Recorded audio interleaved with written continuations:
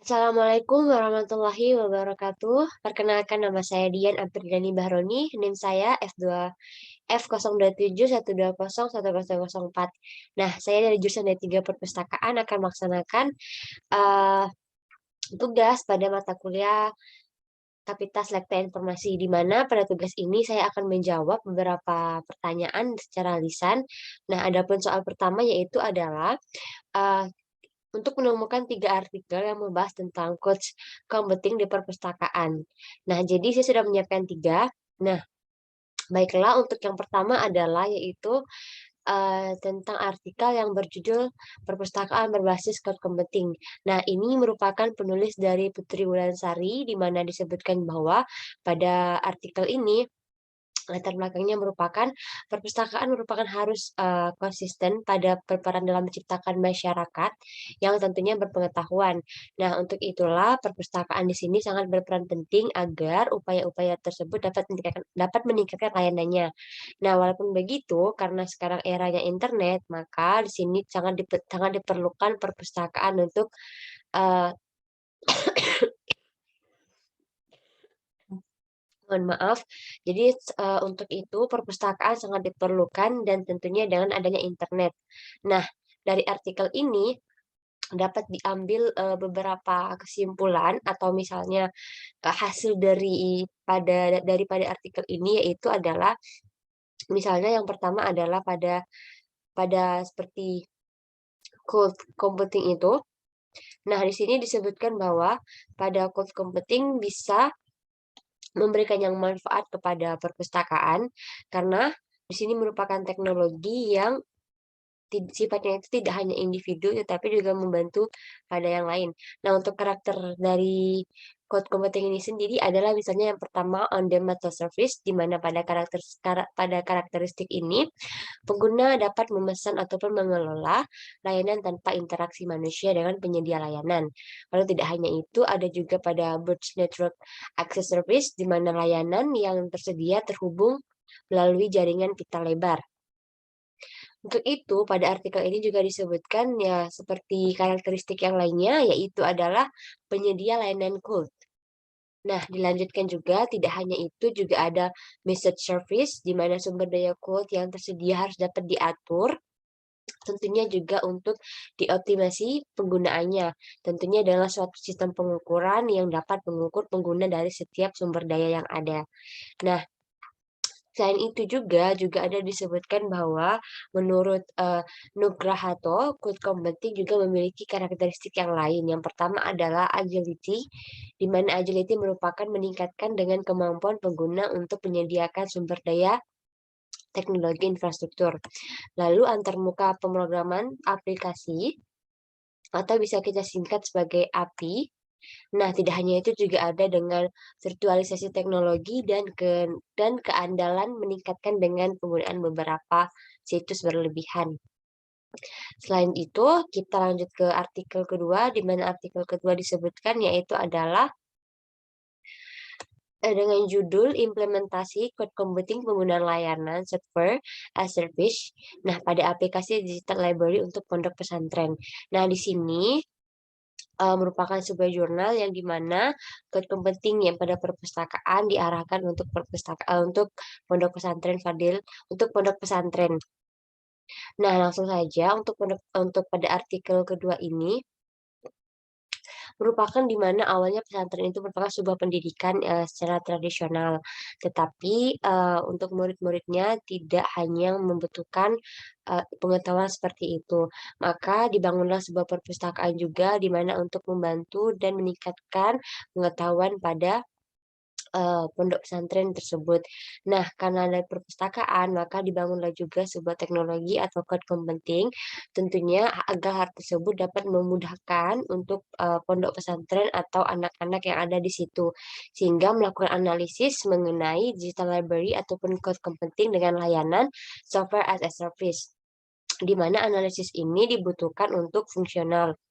Lalu lanjut pada artikel ini juga disebutkan bahwa untuk mendapatkan ini code computing di sini disebutkan bahwa di mana sumber daya seperti server stroke, network, dan server dapat dipandang sebagai sekumpulan layanan.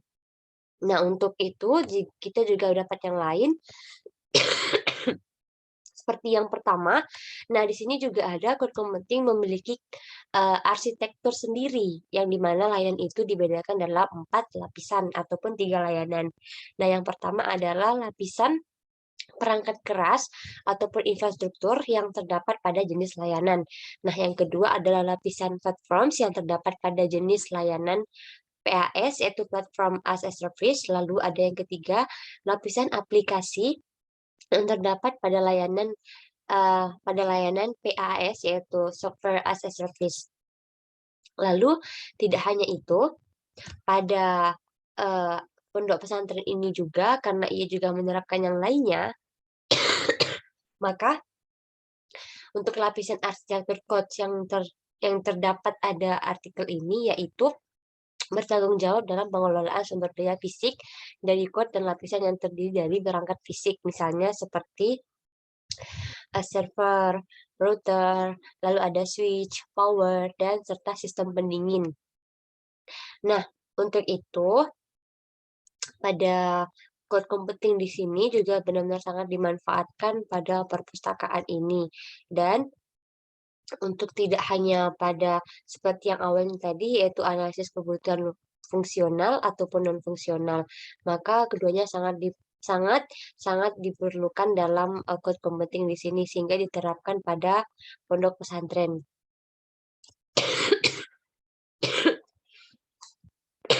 Lalu kita masuk ke artikel ketiga, yaitu merupakan perpustakaan dan code computing di sini. Nah, ini merupakan jurnal seperti internasional di mana penulisnya adalah Avina Singh dan Mrs. Ashana Sahu, tapi ini sudah diterjemahkan oleh Hendrikus Franz Joseph, pustakawan. Langsung saja. Nah, untuk pada artikel ketiga ini, di mana code computing di sini sangat-sangat dibutuhkan, karena menurutnya yaitu adalah karena banyaknya data-data yang ada pada perpustakaan sehingga sangat memerlukan teknologi yang ada. Dan tidak hanya itu, komputer dan teknologi harus saling berkaitan, karena dengan begitu maka layanan ataupun pengoptimalan perpustakaan dapat efisien.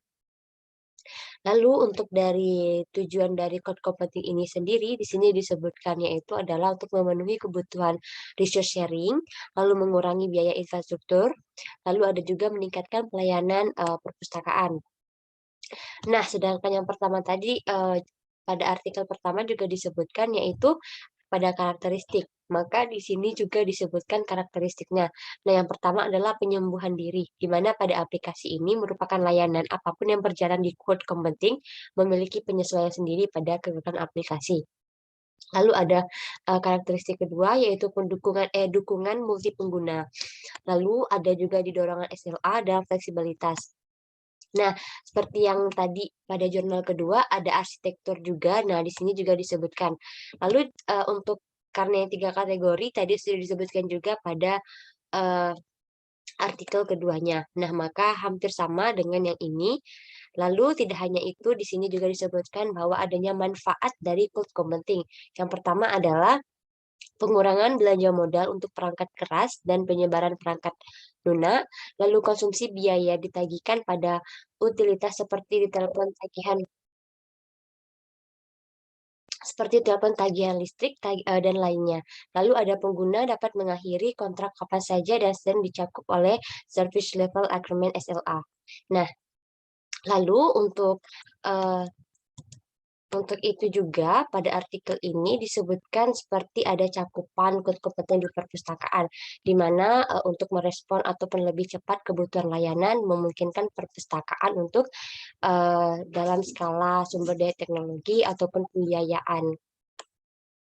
Nah, untuk ketiga jurnal tersebut, seperti jurnal ketiga ini, langsung saja diadopsi beberapa contoh langsung di mana perpustakaan mengadopsi code komputasi, yaitu adalah Online Computer Library Center, lalu LibraryThings, dan juga ada Red Elsevier.